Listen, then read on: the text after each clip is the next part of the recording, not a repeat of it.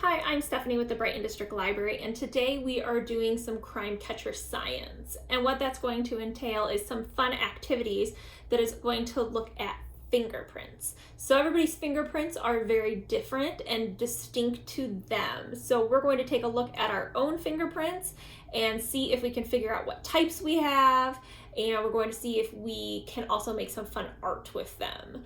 So stay tuned for today. We're going to be using our Fingerprint Detectives booklet. We will link to this if you'd like to print off your own at home, or if you're watching this when this video originally aired, we will have some available at the library for a short period of time.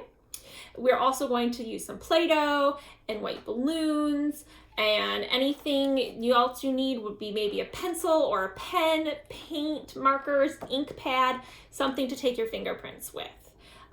Hope you enjoy, and stay tuned for some fun activities that you can do very easily at home. It's a great time. So for our first activity, we are going to take an ink pad. You can use any color that you have available, and a white balloon or some kind of other light balloon. You want to be able to have contrast between your ink color and your white balloon. So I chose black and white. And what we're going to do is we're going to take a thumbprint in our ink pad, and then we're going to transfer that to our white balloon. And what we'll do is we're going to blow up our white balloon once our ink dries so that we can see what our thumbprint looks like in a bigger version. This way, if you don't have a microscope at home or some way to see it, a magnifying glass, you can really blow it up and it looks really cool. Let's take a look.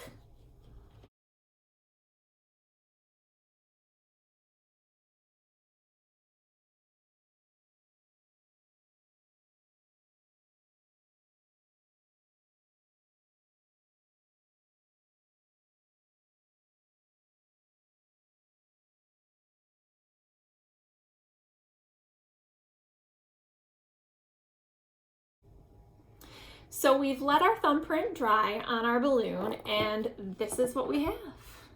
I like to not let the balloon blow up too much because this is just a little bit easier to see it. But here you can see kind of the ridges in my thumbprint, the swirls, and this is going to come in handy in our next segment where we take a look at individual thumbprints and fingerprints and what they consist of. So this is just a cool way to see it a little bit more blown up. You can share it with friends and family, and it's just a neat little experiment. So let's see what else we have in store for our thumbprint science today. So now that we've seen a blow-up version of one of our fingerprints, let's take a look at what the three different types of fingerprints that there are. Here you can see a whorl, an arch, and a loop. A whorl has kind of a little circular pattern in the middle or somewhere in the thumbprint. An arch kind of has exactly what it is, an arch in the middle of it. And a loop has a little loop that's a little bit more elongated, not a full whorl, but still kind of some rounded shape to it. So now I'm going to take a look at my thumbprint in ink on a piece of paper and see what it looks like. So I'm going to just take my ink pad and then our sheet in our Fingerprint Detective booklet. And if you don't have an ink pad at home, feel free to use just a pencil. You can rub the graphite on your finger, or you could try a marker or paint as well. And that should be able to give you a good fingerprint on paper so that you can see if you have a whorl, a arch, or a loop. Let's take a look.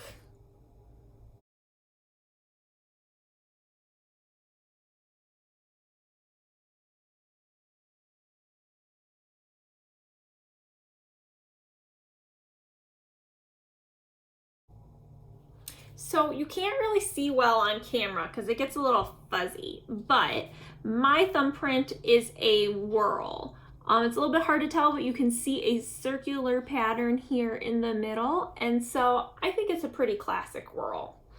Moving on in our Fingerprint Detectives handbook, we have Play-Doh detectives. So what you can do is you can take some Play-Doh and stick your thumb in it or any of your other fingers, and you should be able to see the imprint left behind and get another idea at what kind of fingerprint you might have. Now your other fingers might be different. So I say with your Play-Doh, try something else, maybe your index finger, and see if you get something else. But if you want to try your thumb or your other thumb, give it a whirl.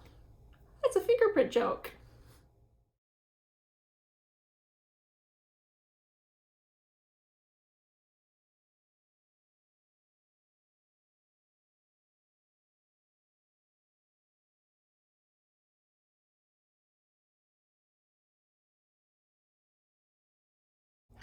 So I decided to take my index finger and stick it into Play-Doh, and you can't really see very well on camera, unfortunately. I tried to get a good photo for you guys, but I've concluded that my index finger is an arch.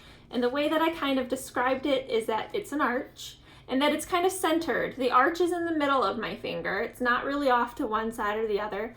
And the lines are really thin, which I didn't do the best job of drawing, but the lines are very thin and very close to each other. So it's not a super high arch, not a super low, it's in the center.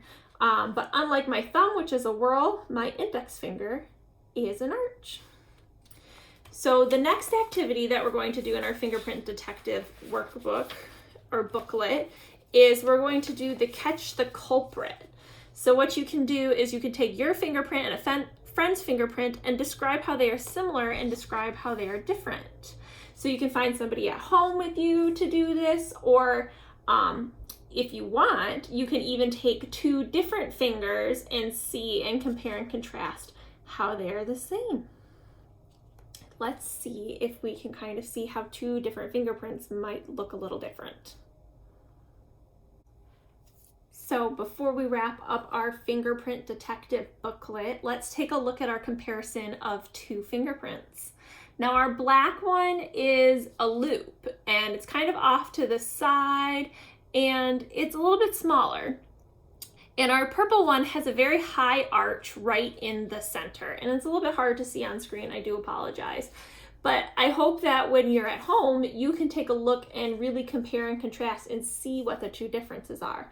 Now, if you really want to get creative, you could do the same thing on our white balloons that we did earlier, and you guys can look super close at what the differences are, which is kind of fun. So to end our Fingerprint Detective booklet, we are going to do a little bit of fingerprint art. Now, you can do this on the back of your booklet if you picked one up from the library. And if you didn't, I encourage you to just get any sheet of paper that you like. The way that you can do this art is a couple different ways. You can use an ink pad like we talked about earlier. We also talked about earlier about how you can use a pencil and rub that on your finger. You can use paint. You could use a marker. I'm going to use an ink pad because I have them here handy and they're a little bit easier to clean off than paint, but feel free to use it any way that you want. And I'm just going to show you guys a couple of fun examples, and I encourage you to use your imagination on some ways that you might want to.